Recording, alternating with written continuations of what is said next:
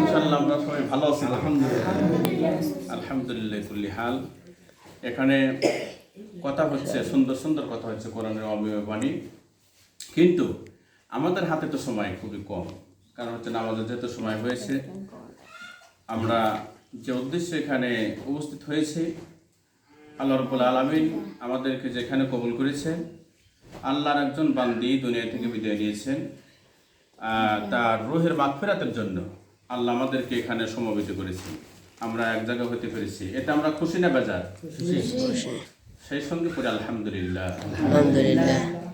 সম্মানিত হাজিরিন, এখানে আমার পাশেই বসা আমার প্রিয় ওস্তাদ হাফেজ মৌলানা আতিকুল ইসলাম সাহেব, এবং পাশে আমার চৈদ্দীয় কাকা নুরুন নবী, এবং পাশে আরও কাকা আছে আব্দুল হান্নান, এবং আমার ছোট ভাই জামাল উদ্দিন, এবং সামনে বসা আছে আমার মাদ্রাসার তলবে ইলিম, পাশেই বসা আছে আমার প্রিয় ভাগিনে হাফেজ মৌলানা সবুজ সরকার সাহেব।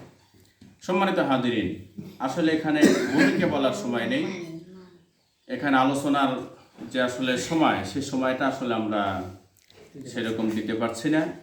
তো এখন কিছু না বললেই নয়, যেহেতু এখানে কোরআনের সমাবেশ করা হয়েছে, দোয়ার একটা মাহফিল করা হয়েছে, আমি পবিত্র কালামুল্লাহ শরীফ থেকে একটি মাত্র আয়াত আপনাদেরকে শোনাতে চাই।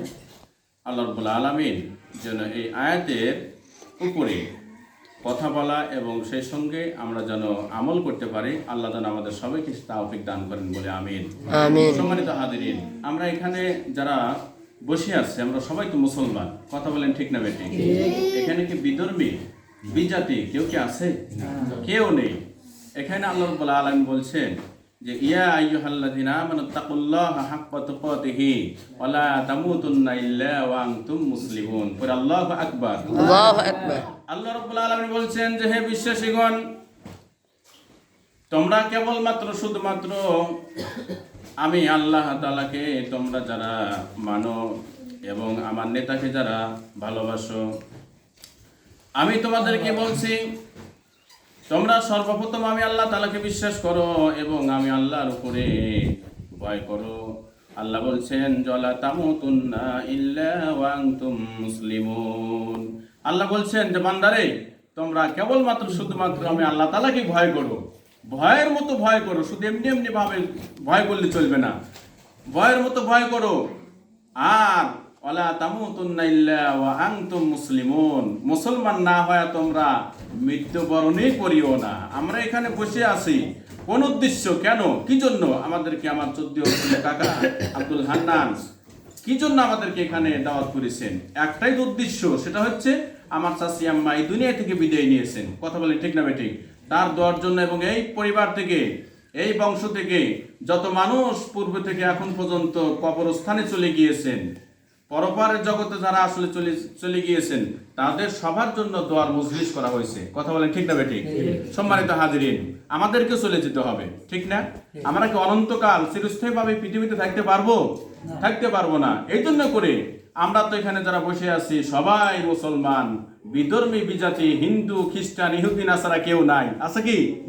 আল্লাহ কিন্তু আমাদেরকে বলছেন ওয়ালা তামুতুন্না ইল্লা ওয়া আনতুম মুসলিমুন, বান্দারে তত সময় মৃত্যুবরণ করিও না যত সময় মুসলমান না হতে পারো। মুসলমান হও। আমরা এমনও ব্যক্তি আছে যে মুসলমান হয়েছে ঠিকই, 5 ওয়াক্ত নামাজ পড়ি না, ঠিক না? এমনও ব্যক্তি আছে নামাজ পড়ি, জহরে পড়ি, আসরে পড়ি না, মাগরিবি পড়ি, ইশা পড়ি না, কিছু কিছু পড়ি, কিছু কিছু বাদ রাখি, ঠিক না? আল্লাহ বলতেছে যারা এরকম করো, পুরোপুরি নামাজ পড়ে মুসলমান হও, বলেন সুবহানাল্লাহ।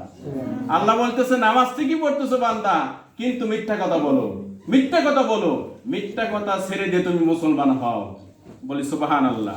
আমরা নামাজও পড়ি, মিথ্যা কথাও বলি, ঠিক না? আল্লাহ বলতেছে বান্দারা তুমি নামাজ পড়ো, কিন্তু মিথ্যা কথা তুমি বলতে চাও, কিন্তু মিথ্যা কথা বাদ দিয়ে ছেড়ে দিয়ে তুমি মুসলমান হও, নামাজ তোমার কবুল হয়ে যাবে, বলি সুবহানাল্লাহ। আবার নামাজও পড়ি, আমরা সুদ ঘুষ খাই, ঠিক না? আমরা সুদ ঘুষ খাই, একেবারে হালাল রূপে মনে করে খাই, কিন্তু আল্লাহ বলতেছে বান্দারে তুমি নামাজ পড়ো, কিন্তু মিথ্যা কথা তুমি কয়ও না, এটা তুমি মানলে, মিথ্যা কথা বাদ দিলে, কিন্তু আর সুদ ঘুষ খাচ্ছাও, কিন্তু তুমি এখন সুদ ঘুষ বাদ দিয়ে তুমি মুসলমান হও, বলি সুবহানাল্লাহ। সম্মানিত হাজিরিন, আমাদের সবাইকে এই দুনিয়ার জগৎ ছেড়ে পরলৌকিক জগতে অর্থাৎ কবরের দিকে আমাদের সবাইকে যেতে হবে। দেখেন, একজন ব্যক্তি যদি মারা যায়, মসজিদের মাইকে একজন মুয়াজ্জিন সাহেব কিন্তু সেখানে ঘোষণা করে দেন যে আজকে মাদারবাড়িয়া গ্রামে অথবা কালিয়াঞ্জলি গ্রামে অথবা দাসমরজ গ্রামে অমকের পুত্র অমক ইন্তেকাল করেছেন। সবাই করে ইন্না লিল্লাহি ওয়া ইন্না ইলাইহি রাজিউন, অথবা বলি ইন্না লিল্লাহি ওয়া ইন্না ইলাইহি রাজিউন। এক একজন মুয়াজ্জিন সাহেব এক এক রকম ভাবে কিন্তু সেখানে বলে। এই আয়াতের অর্থ কি তা কি আমরা জানি? অনেকেই জানি না। আমরা কিন্তু এটা আমরা মুখস্থ না করলেও আমাদের পরিচিত একটা আয়াত। এটা কিন্তু কোরআনের একটি আয়াত। এটা কিসের আয়াত? কোরআনের একটি আয়াত। মুয়াজ্জিন সাহেব বললেন যে অমক গ্রামের অমকের পুত্র অমকের স্ত্রী ইন্তেকাল করেছেন, অমকের দাদা ইন্তেকাল করেছেন, অনেক অমকের সন্তান ইন্তেকাল করেছেন। এরকম ভাবে কিন্তু আমরা শুনে থাকি। আর লাস্টে বলে ইন্না লিল্লাহি ওয়া ইন্না ইলাইহি রাজিউন। এর অর্থই হচ্ছে যে আমরা সবাই আল্লাহর জন্য, আর সেই আল্লাহর দিকেই আমরা সবাই দাবিত হচ্ছি। কথা বলে ঠিক না ঠিক? এইটার অর্থ হচ্ছে এই, তার মানে আমরাও আল্লাহর দিকে ফিরে যাচ্ছি, আমরা সবাই কবরের দিকে ফিরে যাচ্ছি। এই জন্য করে সম্মানিত হাজির